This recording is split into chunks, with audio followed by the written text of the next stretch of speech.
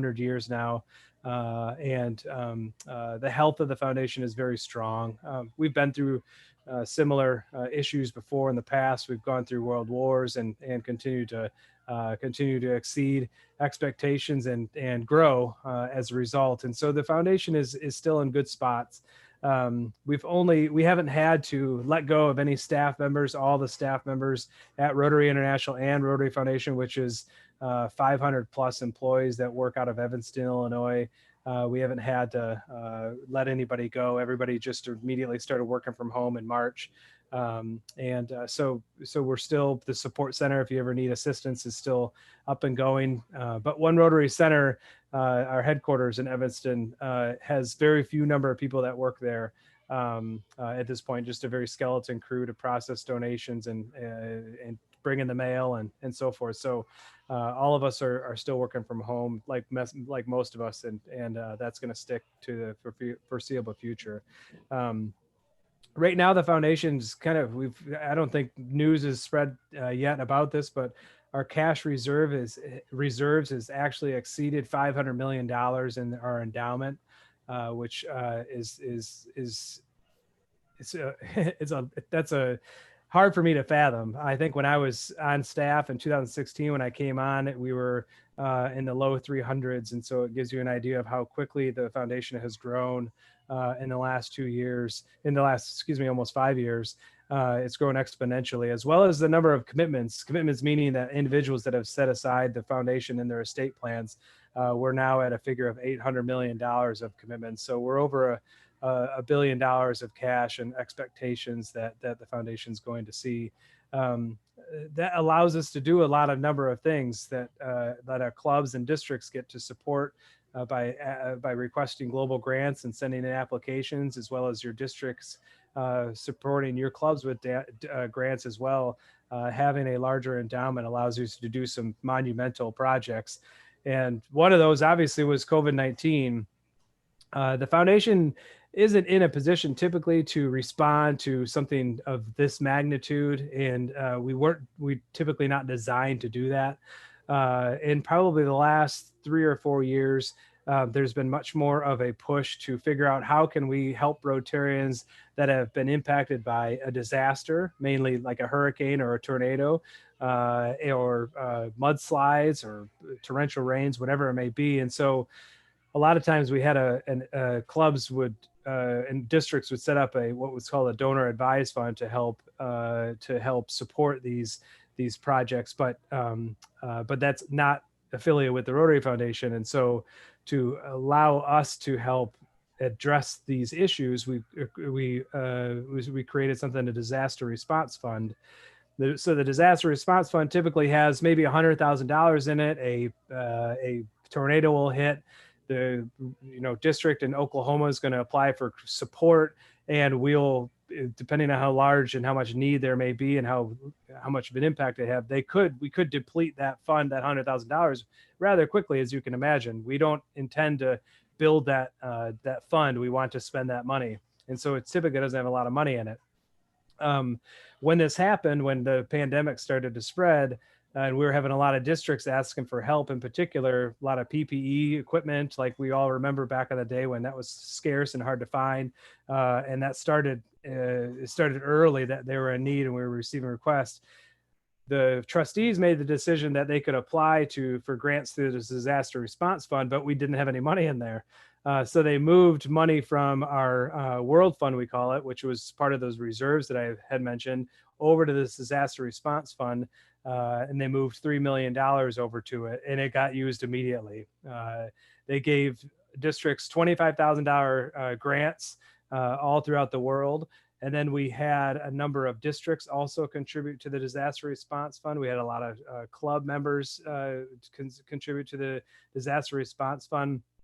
And so since March to end of July, the Rotary Foundation gave 319 district grants out, which was $7.8 million in $25,000 grants to all around the world. You can look at the list of all the grants, and they are in the Philippines and Japan, all throughout the U.S., into Canada and Brazil, Mexico, everywhere.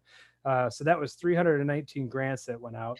But we also did 281 global grants, which was over that was $21.4 million worth of COVID grants that went out for global grants.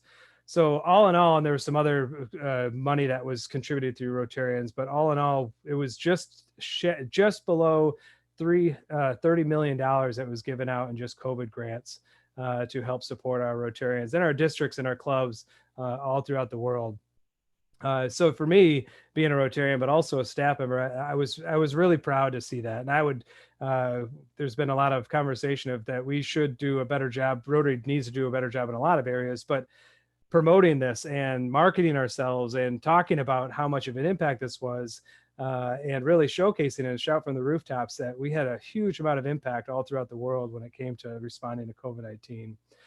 So that's one area that that is probably the most amount of success that we had this year. But as you can imagine, putting money into COVID-19 and having a pandemic where you can't administer polio drops face to face throughout the world, it had an impact in our eradication of polio.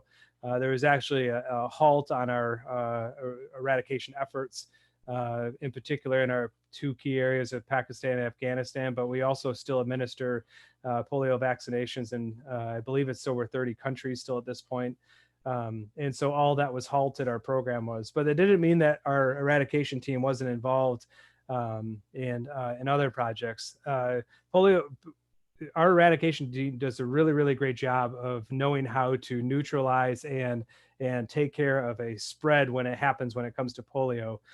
So as a result, whether it's like surveillance, whether it's working with community leaders, as a result, Rotary's been typically involved in other epidemics that take place, whether it be the Zika virus, whether it be Ebola. Rotary's been involved in assisting our partners that we have. And so it was no great surprise that Rotary was involved in the response of COVID-19 throughout the world too, and how we can help neutralize and help work with our communities to help stop the spread in certain parts of the world. So so now polio is back on board. We're moving forward. Vaccinations has started again in Pakistan. We've seen an uptick of cases again. But we have partners in place. We have Rotarians in place working with our government leaders in Pakistan. And we think there's some great success there. It's taking longer to work with our government leaders in Afghanistan, but we're hopeful that that we're close to seeing the end of polio eradication. And our greatest news that we had was that Africa and Nigeria was labeled as polio free this year. So that was really great news for us this year. Last two notes. I hate talking this much, so I'm sorry, and happy to entertain as many questions as possible. But it's no secret I'm really, really excited. I'm not supposed to talk about my political aspirations when it comes to Rotarians that are moving towards leadership roles, but I can't help being excited that Jennifer Jones has been nominated as our president nominee. For being our first woman that's been nominated as a president. She's close to us up here. She lives over in Windsor. So she's one of the first people that I got to meet when I came on staff. And if you haven't heard her speak yet, then just do yourself a favor and search for her on YouTube and see some of her TED Talks. She's an amazing speaker and one that's really, I'm really, really excited to see what Jennifer's had, but it's had an impact on giving too. I had a number of Rotarians that are close to Jennifer that's, have aspirations to try to get to certain giving levels by the time she becomes president, just to help show as much support as possible. But it's had an impact on giving to the Rotary Foundation just because of that news. So we're really excited by that. And then the last note is when it comes to Rotary news, a lot of people are curious. Just, we had our first national convention in Honolulu get canceled. That's the first time ever that's happened. And it's no secret that we have concerns about Taiwan. That's where 2021 is taking place. It's still moving forward. We're still full steam ahead of plans in place. But news today about a possible vaccination was that's really, really key as far as the Rotary senior leaders allowing travel to start taking place if there's a viable vaccine that's going to be in place, and the availability of it. So that was really great news for us to hear today, and hoping that we could have another Rotary convention happen in Taiwan. So that's probably the thing that gives us worry is when can we start having our events that are important to a lot of our district leaders to get them trained, like International Assembly, as our pastors and governors that we have on the call here. International Assembly for the first time, I think, ever as well, will actually be a virtual experience. They haven't announced that yet, but word will start spreading that it was supposed to be in Florida this year for the first time, but it's going to be it's just too close. So it's going to be a virtual experience this year, and hopefully next year we'll be able to do that. But long story short, as far as the health of the Rotary Foundation, we're going to be fine. We're in great shape. We have a lot of support still from Rotarians that want to continue to support the foundation. If I can be candid with you, I would really focus on your community nonprofits, the ones that are having to furlough employees, are having struggles with continuing to operate as is. If you're able to support a nonprofit, of course, I'm not going to say don't support the Rotary Foundation, but be aware of your local community foundations as well as your local projects that you want to support, and continue to make sure that's an impact of your community, and find out how you can do that. But happy to entertain any questions. And it's just, I know I talked for probably there's 15 minutes straight, so I apologize. I never like to do that, but I'm happy to answer any questions related to Rotary and the Rotary Foundation. I think I saw Ken say something down here. I don't know if that was oh yeah.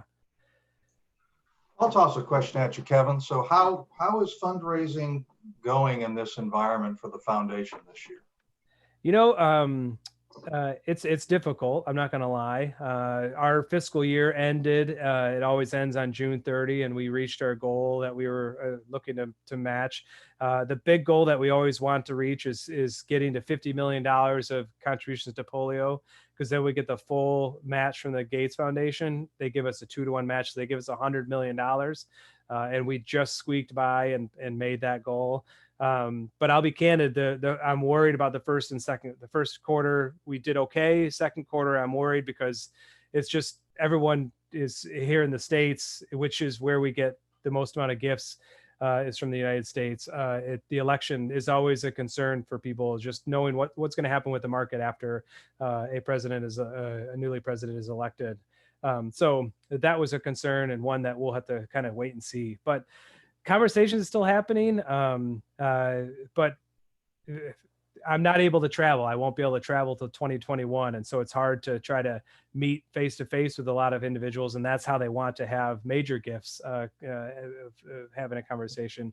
We're probably seeing the most amount of impact between the $100 to $250 contributions that Rotarians give. That's down considerably. So I heard this horrible rumor. You have to confirm this or get rid of it for me. I heard this terrible rumor that you can only give to polio in the month of October. That's not true. Thank goodness that's not true, because in case anybody on the call had heard that by accident and think, I didn't give to polio for the virtual dinner yet. It's not too late to do that. And if you do, you will get your points matched. I'm looking at people on the phone right now. It's not too late. You could do that while we're on the call. One of you already has. Just putting that out there. It's true. Thanks for the question, Ken. Any other questions I can help answer? Yeah, I've got a quick question. And I was a little bit late to this call, so hopefully, hopefully you didn't already answer this one. Okay. But there have been rumors going around that World Fund matching on DDF for global grants is sort of in jeopardy. Is that true? What can we expect going into 2021 for global grants? I have that down here, so I'm glad you asked. And I didn't mention it. Our probably the area that we are having the impact is in the World Fund. We are seeing the matching of global grants has been halted at this point. But as far as your district's DDF coming back, that's not going to change. That's not going to change at all. Well, so I know that club contributions are not being matched. That was announced a while ago, but as far as I knew, DDF was still going to be matched. Correct. So if you give to your Mhm. annual fund, if you're a Paul Harris Society member, or you just give to the Rotary Foundation just in general, whatever is raised by the district still comes back in 3 years through your annual fund. It's split 50-50. Whatever you raised, if the district raised $200,000, half comes back, half goes to your global grants, half goes to your DDF that clubs can apply for. That's not going to. Oh, sure. But does the foundation match it on a global grant? On a global grant, no. That's what I think. That's halted at this point, but from the Rotary Foundation. But that Okay. I can give some language specific back to you all, so you have the exact verbiage of what that. So it lays out better than I'm trying to give in verbiage right now. So I can pass that back to you all. Yeah, that would be great. Sure. No word on when it'll be reinstated. I don't know. Okay. I don't know. Thanks. Sorry for all the questions. Oh, no, not at all. Please. That's an area of concern. So definitely for the trustees. Did they moving that money over so districts could apply? Did that have an impact? Perhaps. If I could be candid, I don't think we do a great job of promoting what the World Fund actually does. We have great areas of focus that people want to support, and as they should. Water and sanitation is important to me too. We have our polio project, a number of different areas, but gifts just to our World Fund don't happen all the time. People want to have money come back to the district. They want money to go to the annual fund as well. So we need to do a better job, in my opinion, of just showcasing what the World Fund does and why it's important that we should support that as well. So, dumb question. This is not a tee-up question, even though you and I have not had a conversation on Facebook before we've done this.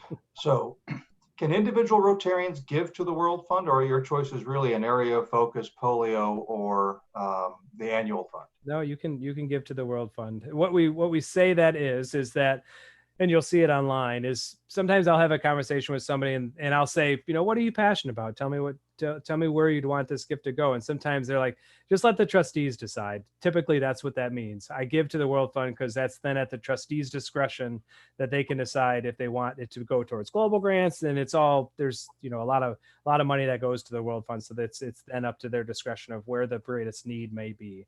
So I could, in theory, redo my Rotary Direct contribution every month, and it goes to the World Fund as opposed to the annual fund. If that's something that you would be passionate about, of course you could change that. Yep.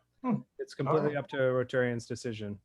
I never knew that. That's interesting. I thought that only clubs could give to the World Fund, so I'm really glad you mentioned that. And one note, not to put why I think my job is there's elements to it that are of importance, is I try to talk to Rotarians about, if they are planning on giving through their estate. My job, I don't care if it's $5 or if it's $5 million. I just want to know what do you want it to go to support? Right. My bequest society gift, when I assume room temperature, that goes to the World Fund. That's already settled business, but I didn't know that I could do that before I assumed room temperature. But the point that I was but that's good that you made that decision, because sometimes if people don't make the decision and say, I have the foundation in my estate, but I haven't talked to somebody on staff, then it goes to the World Fund. But perhaps that individual is passionate about water and sanitation, or passionate about polio, or passionate about a particular program, or wanted to come back to the district as well. Then it goes to the World Fund. So there are, unfortunately, some stories that I've had family members call, and my father was a past district governor. He really wanted to go to share and come back to the district. What did we have on the books? Well, he didn't let anybody know that was his decision. So unfortunately, it's going to the World Fund. So still not a bad thing. It supports all of our programs, but it was not his hope to have that go towards that. So it's important to have those discussions with people like myself, so we don't need any pages from your will. We don't need any declaration pages. I don't want any. I just want to know. Let's just put it on the system that Ken wants it to go to the World's Fund, so we know when that happens, and fill out this tiny little paperwork, and that's it. And off you go. So good questions, Ken. Thanks. Any other questions at all? I had a couple. You mentioned the international convention.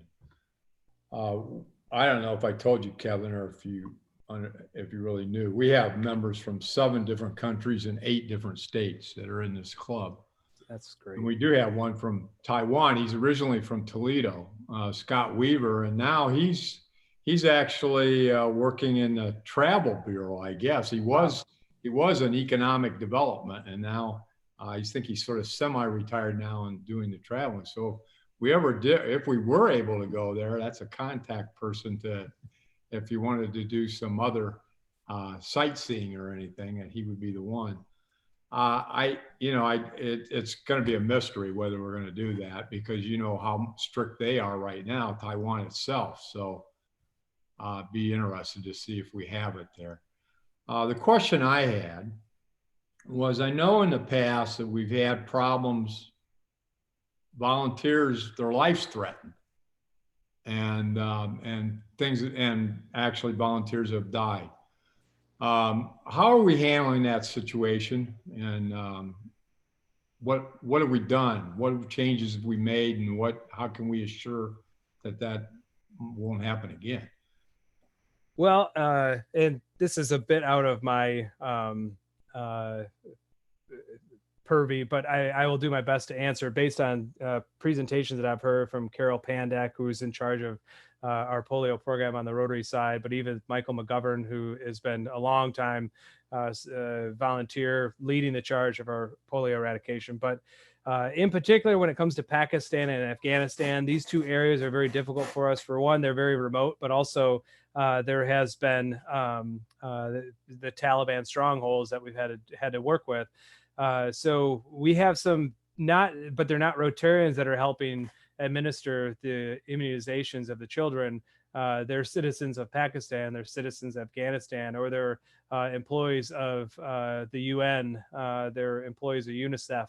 But we haven't put our Rotarians in Pakistan and Afghanistan for a long time after some of those horror stories that came about. But that doesn't say that those workers still haven't been afflicted. I want to say that we even had one. It's been less than a year that we had two workers that were their lives were taken in Afghanistan or in Pakistan. So that's probably that's by far, if you had a Michael on the call, that's the hardest part, because in particular when it comes to Pakistan, they had a government regime change just over a year ago, and the entire former regime was cleaned out, and some of them even charged and so forth. So the relationship, we had to start from ground zero again on working with the Pakistani government. So the numbers last year were bad because of just the fact that we started seeing polio spread because we had no connections at that point with the Pakistan regime. But we've had great success in the last 9 months of working with the regime through Pakistani Rotarians that have great relationships. Aziz Aman is somebody that you should take a look at. He's been huge for us by just gaining relationships, and as a result, we have a good relationship with Pakistan. They realize we have to get this over with when it comes to polio, and the same's working with Afghanistan. But I made that answer a lot longer than it needed to be. Rotarians aren't in harm's way when it comes to Pakistan, Afghanistan, but there are still immunization days that take place in India that Rotarians can go towards, as well as some African countries that they can go towards as well. So once we get this pandemic behind us, I'm sure we'll start doing that a lot more. Thank you. Sure. Any other questions I can help answer? Where is a good place for us to find, Kevin, the different options that donors have to where they can sort of allocate their dollars and still get their quote unquote Paul Harris credit? Mm-hmm. I mean, I don't know. I know they can choose their area of focus. I know they can Now I know they can choose the World Fund, they can choose the annual fund, Mhm. they could choose polio.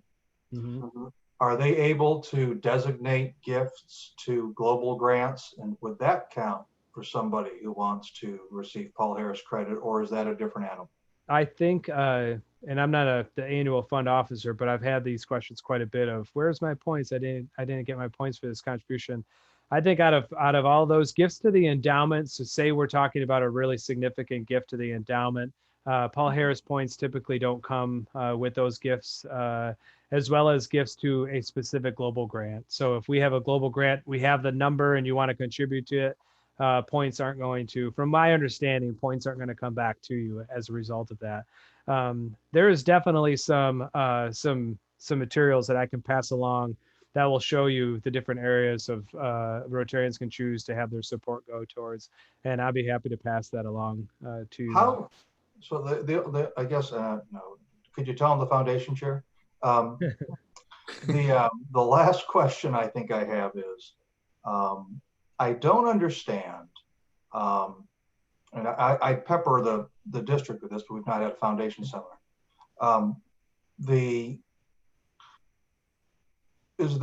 Are global grants on a schedule? Is it once a year we say we announce all of them, whiz bang, and we're done? Or is there, how would a person find out the global grants that are approved and how they can say, you know what, that seems really cool. You know, Princess Zebu's got the SWAT Relief Initiative, and that's really cool. Cooperative for Education's got this really neat RISE program. That's really cool. Mhm. How would I find out about those options where I could say, you know what, points or no points, that feels like a really cool thing I could get behind? Is there a space or a place where that's announced that we could know Well, about? when it comes to the district, whatever district, I'm not sure who runs the global grants. You have a chair that's within the district that probably makes those work, but you need to get in contact with them to find out what global grants are taking place. Because technically, if you go somewhere in Africa and you see, wow, this community doesn't have water, I want to come back and tell my club they're in desperate need of doing a water project here, and everyone's all gung-ho about it. You can technically apply as just an individual Rotarian to do a global grant, but districts don't typically like that, knowing that they need to support it from the district standpoint too. But technically you can do that, but there is somebody within. Straight to RI though for a global. It does, but then the district gets word, Ken Robinson applied for a global grant, and they're like, oh, we didn't Well, not know. apply, I'm just saying there's a global grant and RI supporting it. Can you still contribute to that if you wanted to? Oh yeah, there's there used to be on our website what was it called, like Rotary Ideas, where you'd see all the grants that were taking place, and now I think it's called like Rotary Showcase. Showcase. Okay. Yeah, and those are the projects that you can see that are taking place, but we do, in my opinion, need a better job of just of showcasing who is still needed of support. There are a lot of times, or when you go to Rotary Showcase, you should see that these 10 projects have been approved, but they need some support. They need some help because some of these global grants can be really, really large, and they have to raise quite a bit of money to get matching elements to it. And clubs over here and clubs over there have to do it too. But Rotary Showcase is I'm almost certain that's where you get all the details of all the grants that are in process. And so forth. Awesome. Thank you, Kevin. I appreciate that. Sure. Any other questions at all? This was great. Very engaging. Kevin, I've got a real quick question. Sure, Will. If I give $100 to the World Fund, directly to the World Fund, does that give me any Paul Harris points? If you just give $100, yeah, to the World Fund, you'll get Paul Harris points for that. Mm-hmm. Sure. Yep.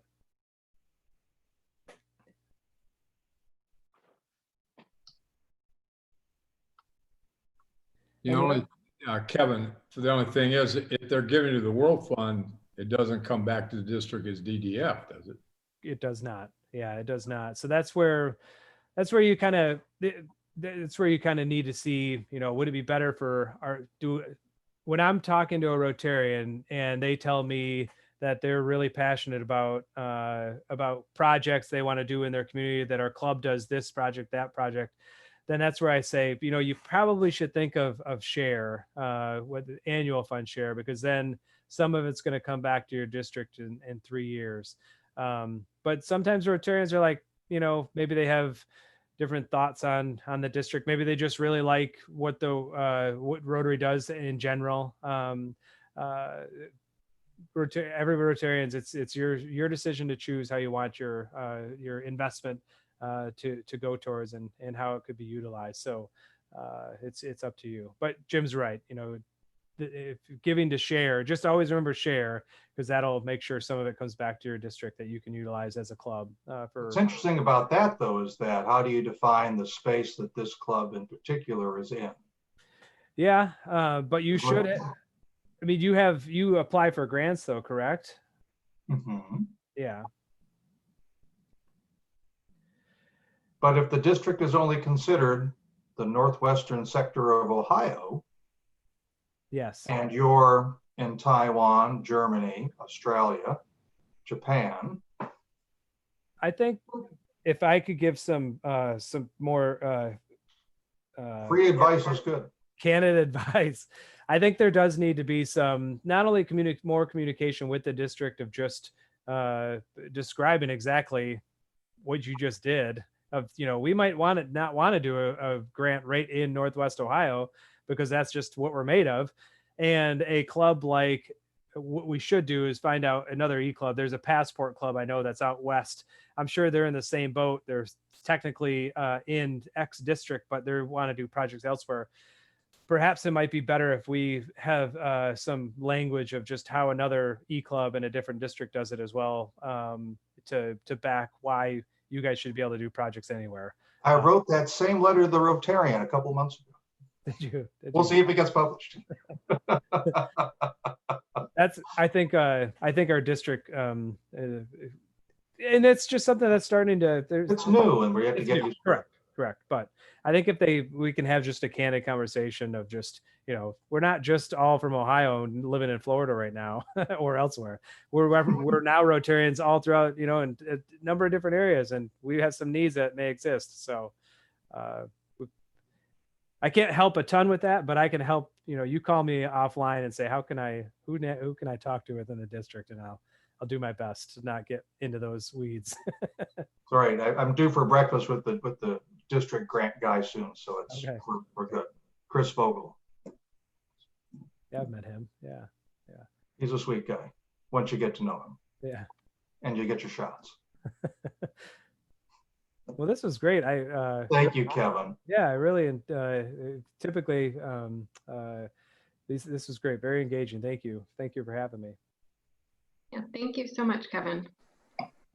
Did anybody else have any other questions?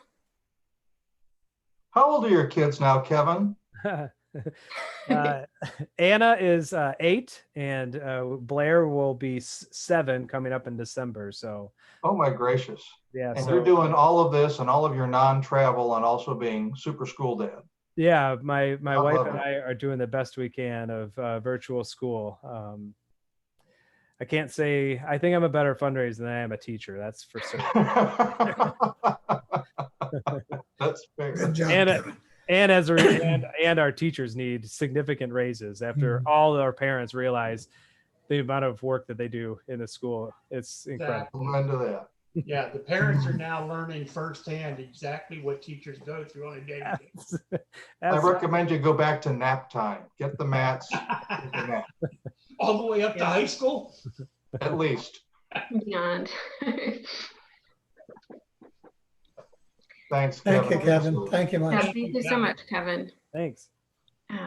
So we're going to move on then to our business portion of the meeting. Kevin, you're welcome to stay if you'd like, but if you have other things to do, that's fine too.